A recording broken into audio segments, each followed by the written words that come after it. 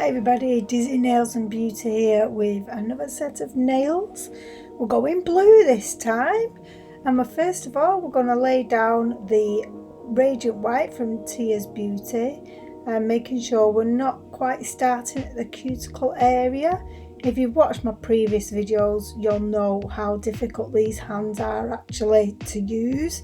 Don't feel like other nail techs actually say that it's so difficult. Whether it's just me or not, I don't know.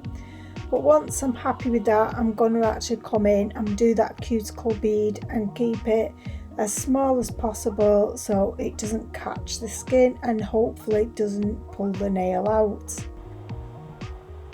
Once we're finished with that nail, we're then going to go over to the pinky and we're going to be using the Tia's Beauty Arctic Blue. Well, it's actually just called Arctic. And we're going to put this on the tip of the little finger, and this is how I actually do better ombres. I basically just do the top and do it very thinly, and then if I need to I'll feather down the bottom on the second bead. But instead of waiting for that to dry, I will actually come in with the darker tone. This way I feel like it does actually melt together. And the other blue we're going to be using is Admiral, and this is a much darker blue. And like I said, I just find this is an easier way for me to do an ombre. I feel like I get better results, and I can always just come in again with that paler colour. And like I say, just because I feel like because they're still wet, they do kind of mould together. Maybe that's just because these colours are very similar. Obviously they're the same colour but different tones. And we're just going to do this on the pointer finger as well, and we will also be doing this on the thumb.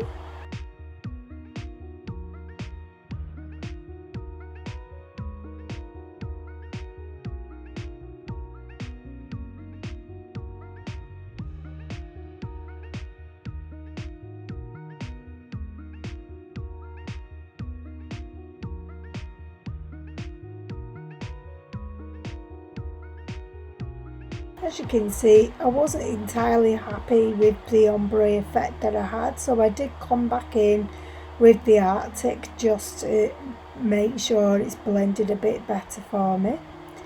Then we're coming on to the middle finger, and I'm just laying a little thin layer of the Arctic down in the cuticle area because yet again I'm going to attempt a marble.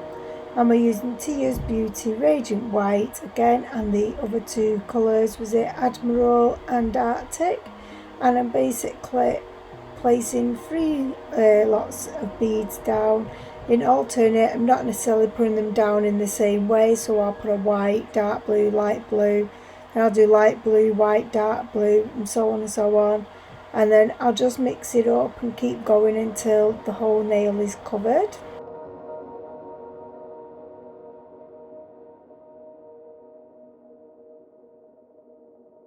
Once I'm happy with that, I'm going to be coming in with a Tia's Beauty Glitter Acrylic Frosty. This is absolutely stunning glitter. All the glitters from there are actually stunning, and I'm just basically putting this down sporadically. Not really got any rhyme or reason of where I'm actually putting it, just wherever I feel like it needs it.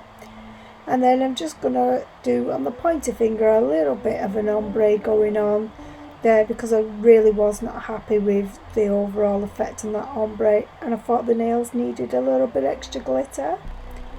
And like I said before, we're just doing the same ombre again on the thumb.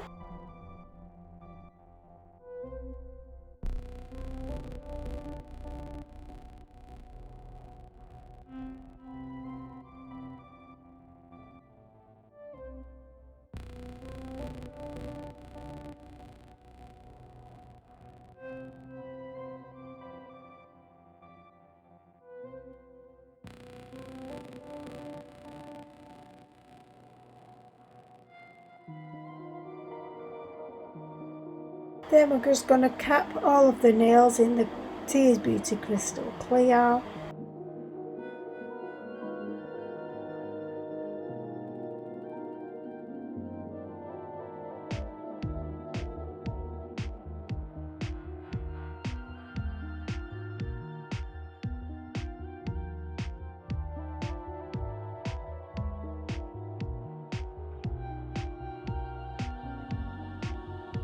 Once we've capped and filed all of them, we're then going to come in with this Rosalind snowflake flower thing. I don't even know what it's called, but I got it from AliExpress. I'm placing down this white, and it says you best using their white, so I did actually get the whole kit from them. It is exceedingly thick though, so I don't quite know how it would work on a natural nail. And before curing it, you need to put the inks on, and we're going to be using number A588 and A584. One is a teal and one is a blue. Unfortunately, I overkilled it as per usual with this nail. I put way too much on, so much so the darker blue didn't really flower or snowflake out. I was a bit disappointed, and really I should have just took it off and started again, but hey ho. Then we're going to come in with a Rosalind gem adhesive, or gel I should say, and then before we cure that, we're going to then come in with the tempering top coat from SBD London. This will smooth out any of that gel and also stop me from having to top coat it afterwards. And then we're just coming in with numerous knickknacks I've got in my stash from Swarovski crystals. It's fake from AliExpress. A few feathers and a few other like metal embellishments. I'm just placing that on that uncured gel with the picker up tool, and then we're going to just stick some stones here and there. And then we're going to actually use the other end of the picker up tool to just place the actual embellishments wherever I need them or want them. And then we are going to flash cure that so that everything stays in place. And then we're just repeating the same thing with the Rosalind gel and the top coat on this finger. And I kind of wish I'd have just stuck to like putting the gems just on a certain colour, because again I overkilled it. But live and learn. Thank God it's not actually going on an actual person, because I know I wouldn't personally be happy with these on my nails. But it's always good to share the good as well as the bad that turn out, so that people do know that these things do go wrong, and it's not that it's gone wrong, it's just not my taste. And then we're going to do the exact same thing on this one, and we're literally just going to put a few gems around the cuticle area just to add extra sparkle to this nail, although that glitter on its own is so sparkly anyway. It probably didn't need it, but Overkill Jane strikes again.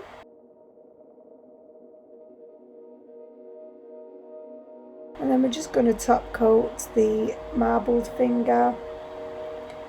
And then we're going to come on to the thumb, and we're going to repeat what we did on the little finger with the gem gel, the top coat, and then the embellishments being the feathers and the metal embellishments and the gems.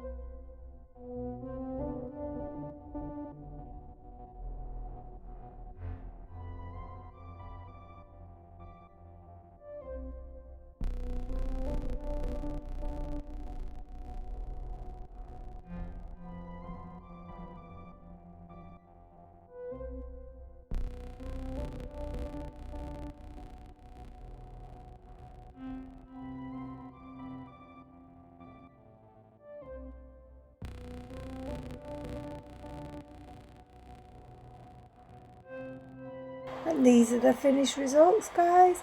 I hope you enjoyed this video. Please comment and subscribe, and I shall see you in the next one. Bye.